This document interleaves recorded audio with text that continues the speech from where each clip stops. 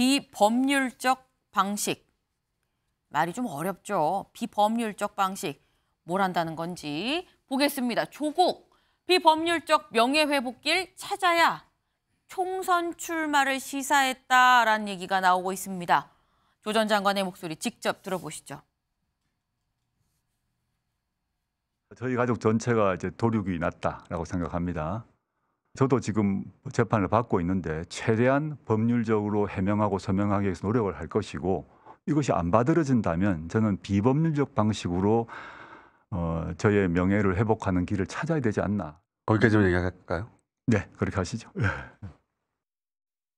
네, 출마하시겠다는 얘기 같은데 거기까지만 하시죠. 그러니까 네, 그러시죠. 라고 얘기를 했습니다. 신정현 의원님, 이걸 보면은 약간 뭔가 조 전 장관은 더 얘기할 수도 있었는데 지금 진행자가 약간 좀 잘랐어요. 자, 이 정도에서 속도 조절하세요라는 얘기를 지금 받은 거거든요. 예. 조 전 장관 명확하게 마음이 선 건가 싶기도 합니다. 어떻게 보세요? 이거 누가 봐도 이거는 누가 총선 봐도. 출마의 선언이고요. 여기서 딱 끄는 것은 어쨌든 정치인은 어떤 신비감, 뭔가 이제 계속해서 기대감을 줘야 되는 위치에 있다 보니까 뒤에 무슨 말을 더 하고 싶었을까요? 이 이후에 본인의 출마의 어떤 여러 가지 명분을 설명하고 싶었겠죠. 하지만 이제 그 정도에 딱 자른 이유는 네. 기대감을 주기 위함이었을 거예요. 만약 그 정도 잘랐기 때문에 오늘도 방송에서 다루는 거 아니겠습니까? 네. 예, 다만 제가 좀 걱정스러운 것은 조국 전 장관의 출마로 인해서 민주당이 그리고 한국 정치가 겨우 전 넘어섰다고 생각했던 조국의 강을 다시 되돌아가는 것이 아닌가라는 큰 염려를 사실 하고 있습니다. 조국 전 장관에 더해서 계속 출마설에 오르고 있는 분들이 하필이면은 돈봉투 의혹에 또 휩싸여 있는 우리 송영길 전 대표, 네. 또 어쨌든 그 검찰 개혁의 과정에서 낙마하게 된 또 추미애 전 장관까지 계속해서 과거의 어떤 정치인들이 회귀되고 다시 소구되고 있는데요. 지금 조국 전 장관이 출마를 하고 결심이 섰을 때 한국 정치가 어디로 소구될 것 같으세요? 저는 딱 떠오릅니다. 검찰과의 전쟁 2라운드. 딱 거기에서 멈출 것 같거든요. 지금은 민생과 미래, 혁신 세 가지 키워드로 민주당이 환골탈퇴해야 되는데 계속해서 과거에 우리가 무너지고 자지러졌던 그 현장으로 돌아가려고 하는 이 관성을 보이고 있어요. 그래서 그런 면에서 조국 전 장관께서 정치를 결심하신다 하는 것을 네. 저는 조금은 더, 특히나 본인이 아직 사법적인 판결이 끝나지 않지 않았습니까? 예, 그런 상태에서 뭔가 비법률적 명예회복, 법률적으로 사회적으로 이미 이제 그런 부분들의 유죄가 나오고 있는 상황에서 그것을 인용하지 않는다라는 것은 법학자로서의 태도도 아니라고 생각하고요. 또 법무부 장관 출신도 하지 않았습니까? 그렇다면 더더욱이나 이런 워딩 쓰는 것도 저는 되게 조심해야 된다. 여러 가지로 민주당에게는 조국 전 장관의 출마가 좋은 시그널로 보이지는 않습니다. 지금 속사포처럼 쏟아내셨습니다. 결론은 좋은 판단으로 좀 보이지 않는다라는 얘기였는데, 근데 지금 사실 조국 전 장관 아까 말씀하셨죠. 누가 봐도 이거는 출마하겠다는 얘기다라는 말씀을 하셨어요. 근데 불과 한 달 전, 두 달 전 과거엔 조 전 장관 출마하는 겁니까 물었거든요. 이렇게 얘기했습니다. 들어보고 오시죠. 전주 출마는 제가 처음 들어본 얘기고요. 여전히 지금 재판을 받고 있는 상황 아니겠습니까? 재판을 그 뒤로 터널이 끝나고 또는 목에 칼이 이제 풀렸을 때, 발목에 있는 쇠사슬이 풀렸을 때 뭘 할지는 저도 잘 모르겠습니다. 제가 사회적으로 명예회복을 해야 된다는 생각은 하고 있고요. 그걸 어떻게 해야 될 것인가 하는 고민이 있습니다. 이 작가 이후의 삶의 무엇일까에 대해서는 아직 저도 모르겠습니다. 저의 운명의 여신이 저를 어디로 끌고 갈지 저는 알 수가 없는데요. 네, 지난달까지만 해도 운명의 여신을 어디로 끌고 갈지 모르겠다라고 얘기를 했었고요. 그 전에 지난 4월에는 처음 듣는데요 라고 얘기를 했습니다. 그런데 이번에는 비법률적 방식으로 길을 찾아야겠다 명확하게 얘기를 한 이유, 이동석 의원님. 왜 이제 와서 명확하게 입장을 밝히는 걸까요? 때가 된 걸까요? 시기를 계속해서 기다려온 게 아닌가 그런 생각이 듭니다. 지금 조국 전 장관이 계속해서 나온다는 얘기, 과거에도 있었지만 이제 최근 또 오늘도 이렇게 뉴스에서 나오고 있지 않습니까? 네. 그런 걸 보면은 결국에 본인 장사를 위한 본인의 때를 기다렸다 그런 생각이 들고요. 이제 앞으로도 조국 전 장관의 거취에 대해서 언론에서 계속해서, 왜냐하면 가장 뜨거운 이슈 아니겠습니까? 민주당 입장에서는. 그리고 지금 뭐 조국 전 장관이 출마하기 위해서는 뭐 6개월 전에 입당을 하고 뭐 권리당원이 돼야 한다 이런 보도도 있는데 결국 민주당 최고위에서는 조국 전 장관을 공천을 줄지 말지에 대해서도 굉장히 고민을 많이 할 거예요. 하지만 제가 보기에는 조국 전 장관은 민주당을 가지 못할 가능성이 더 높습니다. 결국엔 비례 정당을 창당을 해서 네. 본인이 국회에 입성하는 그런 행보로 가지 않을까 그런 생각을 해봤습니다. 지금 민주당 안으로 들어가긴 쉽지 않고 그렇기 때문에 비례정당을 만들어서 비례로 국회에 본인이 들어가는 방안을 찾지 않겠느냐라고 말씀을 하셨는데 사실 이게 굉장히 좀 중요한 사안입니다. 다음 기사 좀 같이 이어서 보면서 좀 얘기를 해보죠. 총선 출마 직접 입된 조국 민주 중도층 등 돌릴라 복잡. 네. 민주당 안으로만 입당을 해서 민주당 간판으로 나가겠다고 할 경우에는 이게 좀 직접적으로 또 연관이 될 수 있어 보입니다. 그러다 보니까 사실 조국 전 장관이 나온다고 할 때 가장 먼저 드는 생각은 민주당으로 나오겠지라는 생각이 사실 가장 먼저 들죠. 그러다 보니까 지금 민주당도 좀 속내가 좀 복잡하다는 건데 정청래 수석 최고위원이 과거에 조국 전 장관 나온다는 얘기 이렇게 얘기했습니다. 들어보시죠.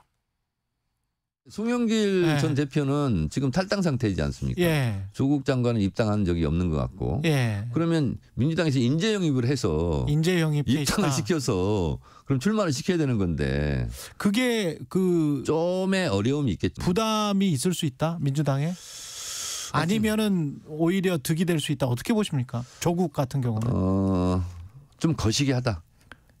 좀 거시기하다. 네. 예. 거시기한 것은 사투리로 알 수 없다 지금은. 거시기는 아무도 모르는 거예요. 그 속은. 아무도 모른다. 그렇죠. 예. 이게 득이 될지 아니면 부담이 될지. 현재는 거시기 상태다. 네, 거시기하다. 현재는 거시기 상태다. 그렇다면 윤용걸 대표님, 지금은 안 거시기하냐? 어떻습니까? 그래서 저는 민주당 공천은 안 할 걸로 봐요. 하지만은 저는 조국 전 교수가 네. 저는 국회의원 된다고 봅니다.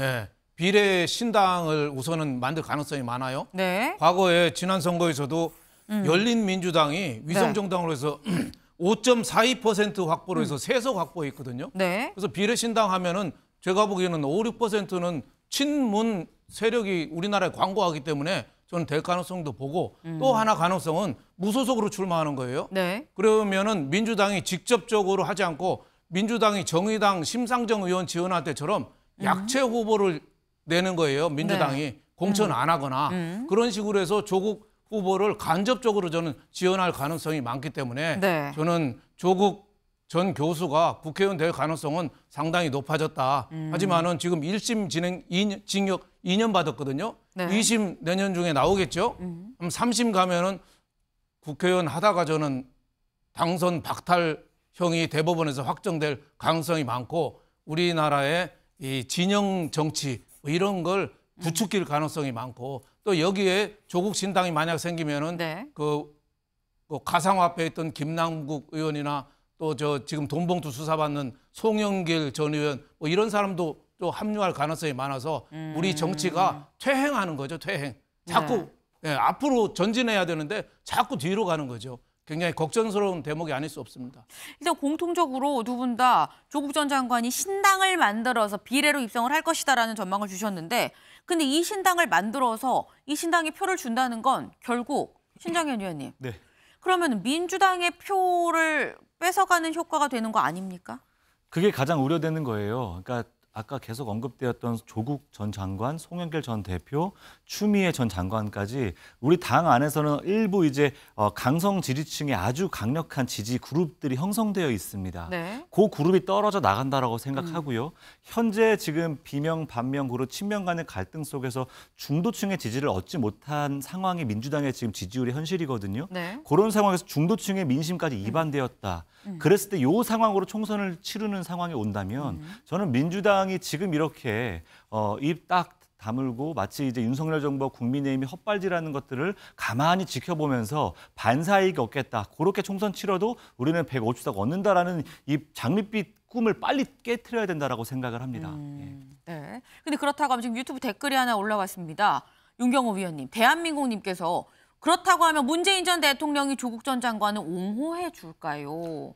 문 대통령이 입장을 내놓으면은 오히려 아까 누군가가 얘기한 우리 신정현 의원 얘기한 조국의 강 그게 다시 복귀되는 거죠. 그러니까 저는 조국이라는 자연인 개인은 내가 정말 억울하다. 또 비법률적 방식으로 나 명예회복하고 싶다. 네. 얼마든지 할 수 있다고 봐요. 그러나 공인으로서 정당인으로서 또는 뭐 전직 법무장관으로서 행보에는 굉장히 제약이 많다. 그 얘기는 지금 제1야당인 민주당이 조국을 네. 껴안는다. 이건 죽음으로 가는 길이고 또 지금 뭐 다른 패널들은 비례대표 전용 신당을 만들어서 그걸로 진출할지도 모른다 예상을 하셨는데 네. 그 제도가 우리 또 이번에 총선에 활용이 돼야 됩니까? 저는 아까 이니환 위원장이 네. 비례대표 뭐 40세 이하로 주겠다고요? 지금 그 얘기를 할 때가 아니잖아요. 비례대표 제도 자체에 대한 원천적인 개선을 위해서 제가 이러이러한 혁신적인 안을 내놓겠습니다. 이런 얘기 해야죠. 우리 정치가 조금이라도 한 걸음 나가야 되잖아요. 지난 총선에 위성정당용 비례대표 전용 정당 만들었다고 얼마나 서로 반성했어요. 그리고 그런 정당들 지금 흔적도 없이 다 흡수 합병됐잖아요. 근데 그런 정당 또 만들어라고요? 그건 저는 아니라고 봅니다. 그렇다면 유권자들이 외면해야죠. 그런 편법으로 정치하면 뭐하죠? 본인의 명예회복을 위해서 정치라는 게 수단이 된다? 전 그건 유권자를 우롱하는 거다. 자연인 조국이 무소속으로 출마하는 거 그거는 누가 말리겠어요? 말릴 자격이 아무도 없죠. 그러나 민주당의 공천을 받아서 하겠다거나 또는 문재인 대통령을 끌어들여서 뭔가를 하겠다라는 생각을 한다면 그런 생각을 버리는 게 좋다. 그런 조언을 하고 싶습니다. 네.